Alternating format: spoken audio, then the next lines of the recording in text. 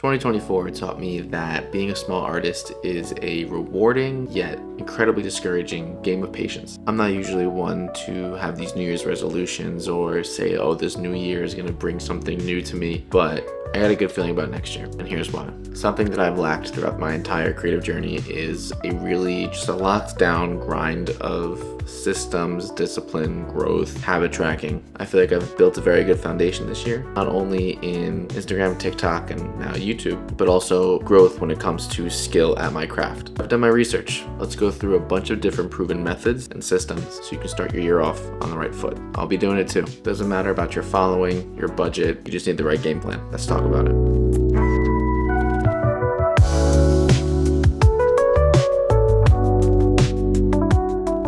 You will not find someone who is more of an advocate for having a clean, dedicated, organized workspace. Having a clean, organized workspace boosts productivity, reduces stress, and helps you separate your personal life from your professional one. In this case, it's going to be separating your personal life from your craft. There's been plenty of studies conducted when it comes to cleanliness and organization. This one here at Princeton University, clutter competes for your attention, which decreases focus and increases stress. Steps to take advantage of this. Dedicate one space of your house, your apartment, your office, your studio, just for creating and managing your art. I'm in a small apartment here too. My desk is in my living room, so you can put it pretty much anywhere. I've seen people put it in the corners, in their closets. There's always somewhere where you can just have a dedicated space that is clean, that is organized, where you can separate the rest of the busy life around you and have one dedicated space for your craft. And in the same breath, you're going to want to manage that and maintain it. Spend at least 5 minutes a day making sure that that area is tidy. Spending like 5 minutes a day before cleaning up your area means that as soon as you sit down the next day, there's going to be nothing competing for your attention. You're going to have a clean slate to work with, and you can just sit down and start creating. Treat it like your office. This is your office. This is where you do your business. Work here, relax elsewhere.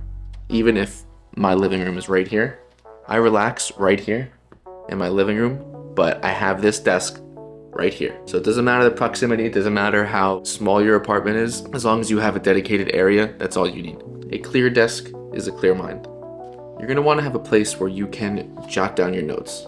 I've been finding that journaling or just having an area where I can write down my to-do list, outline my projects, and just keep track of everything that's going on. I work 2 jobs, and on top of that, I have my whole music career going on. Need somewhere to write everything down. I got this daily over. This one's really great. I like this one specifically because it has top priorities, it has to-do lists, it has a schedule. At the very beginning, it has today's intention and things I'm grateful for. And starting my day off with that, honestly, I wake up in the morning, I don't even touch any phone, no electronics, I go straight to here and I write today's intention, I outline my day, and it's honestly, I always thought it was a bunch of BS when people were saying that, but it actually does work. So I'm gonna continue to do that. It helps keep my head on straight, puts things into perspective, and making sure that my day is ready. It also helps you track your water, write down today's act of self-care. You can track your food intake also. You can write down your favorite part of the day, and then your top 3 priorities for tomorrow. When you start the next day, you'll be able to pick up where you left off. And there's also a section for today's movement. That's where it'll indicate the type of workout that I did that day. This one was pretty pricey. It was like $40, but Ramona and Ruth highly recommend it. That was for my daily tracking. And for when the new year starts, I got a Moleskine monthly calendar. So I can look at things from a bird's eye view, help me keep track of my goals, and just events, family, shows, deadlines, what have you. Having a place to write everything down is key. I used to use Notion to track everything in my life, but it was a bit too freeform for me. Scientifically and psychologically, you tend to retain information more when you write them down yourself. So that's why I reverted back to having a daily planner and a monthly planner where I can write things down myself. Studies show that instead of mental notes, instead of electronic notes, physical hard copy notes that you write down yourself, you are much more likely to retain and take action on. Setting realistic, measurable goals. If you haven't heard about this method, the SMART method, this is what I'll be using. SMART method stands for specific, measurable, achievable, relevant, time-bound. Breaking down these bigger goals into smaller milestones, that's where it's much easier to visualize what exactly it is you have to do to achieve those long-term goals, and then you can celebrate those milestones along the way. So for example, I want to release 10 songs next year. I'm going to separate those 10 songs into 12 months, and then there's going to be a lot of work in between to get those songs signed, released, ready for distribution, and just actually have to make the songs too. So I'm gonna be putting myself on a schedule, and that's when I work best, when I have a deadline. This is where having the calendars and the daily organizers come in, so I'm able to block my time off, so I know I have a certain amount of time to work on these smaller goals. So instead of saying something vague like, I want to grow my YouTube, I'll say, I want 1,000 subscribers by the end of the year. And in order to get to there, I'll be posting once weekly like I usually am, and engaging with every single comment and every message that comes in my inbox. That took this much bigger goal of 1,000 subscribers at the end of the year, breaking it down, because in order to get there, I have to post once a week. I will be prioritizing consistency over perfection. In the past, I've tended to overthink quite literally everything that I've done in this music project, whether it's an email, whether it's something as specific as just a synth or a drum in a specific song. And I've just learned that done is better than perfect. You're your own worst enemy. And into this coming year, I'm gonna be finishing a lot more music. I'm gonna be finishing a lot more goals, finishing videos, because what's perfect to you is absolutely not going to be perfect to everyone else. My goal is to just get things done. Whatever the deadline, whatever the goal is, I'm going to get that done. And that's going to be a huge step forward for me compared to how I've been in the past. And that's just, I tend to be a perfectionist. I want everything to be perfect, but that's just not the way it works. And I've learned from a bunch of my peers and just seeing people take success, whether it's on social media or YouTube or in the music business in general. And the common theme for all of them is that they all have just a very productive output. They're just finishing music, they're finishing videos, they're finishing their artwork. And that's sometimes the hardest thing to do, is to look at something and say, this is completed. And I know a lot of artists struggle with that. So that's something that we have to work on in order to be able to move forward, because if we just sit on a piece of art for 6 more months than it's supposed to be, you're just wasting your time and you're wasting the potential for that art to be released into the world. Let other people be the judge of that. Showing up consistently just builds momentum and trust in your process for yourself. So I know I said a lot, but actionable tips for this section is going to be setting and committing to a minimum output that you can work towards. So for me, it's going to be 10 songs for the year, which is around 1 song a month, and at the same time putting out 1 quality YouTube video per week.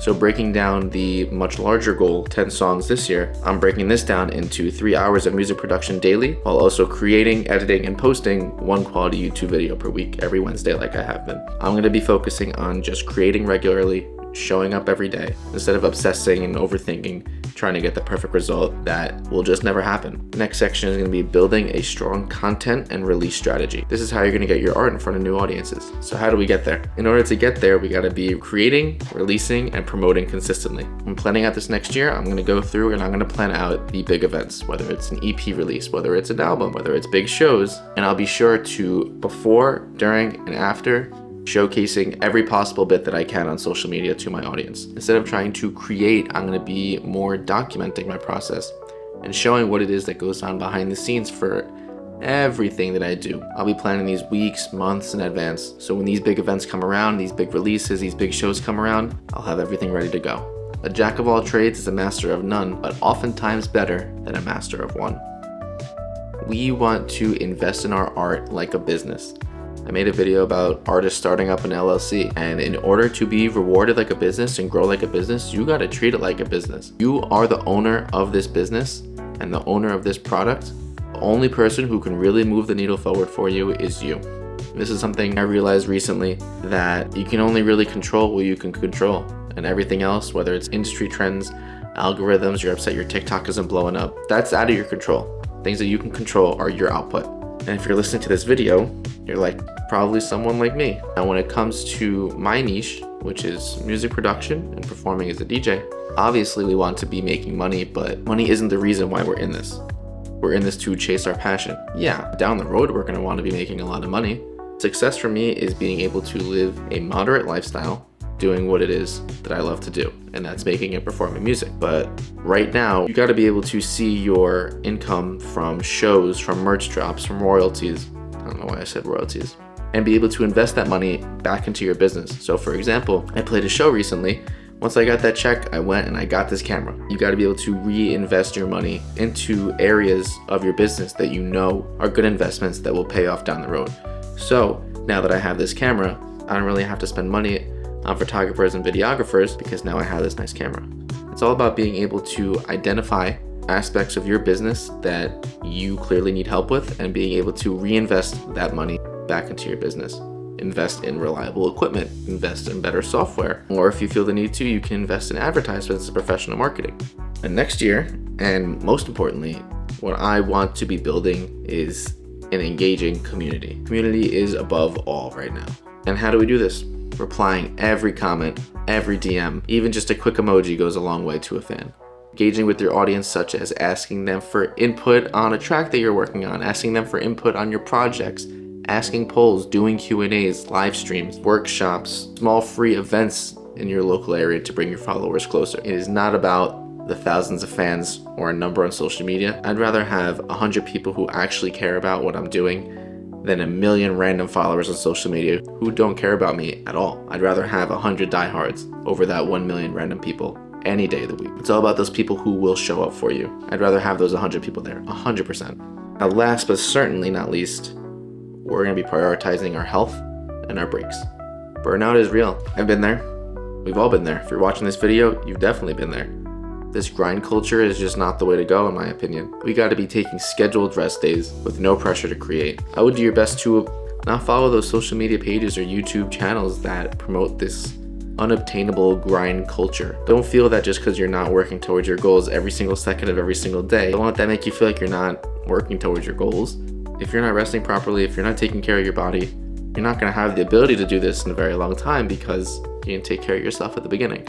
At least for what I do, music production, I gotta be at a desk. Sometimes I'll take my laptop and I'll go outside, I'll go somewhere else. I have a standing desk in my studio so I can stand up and sit down, but that's not enough. We gotta be able to take walks, go to the gym, and prioritize your sleep. Sleep is the most important factor when it comes to mental and physical health.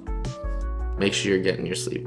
Getting your sleep is the most important. Build in those rest days, work out, eat right, drink your water, maybe get a standing desk if you need to. So let's recap. Clean workspace. Set realistic goals. Stay consistent. Build your strategy. Diversify. Invest. Engage. And rest. Let's hold each other accountable. Let's get to it. 2025, here we go.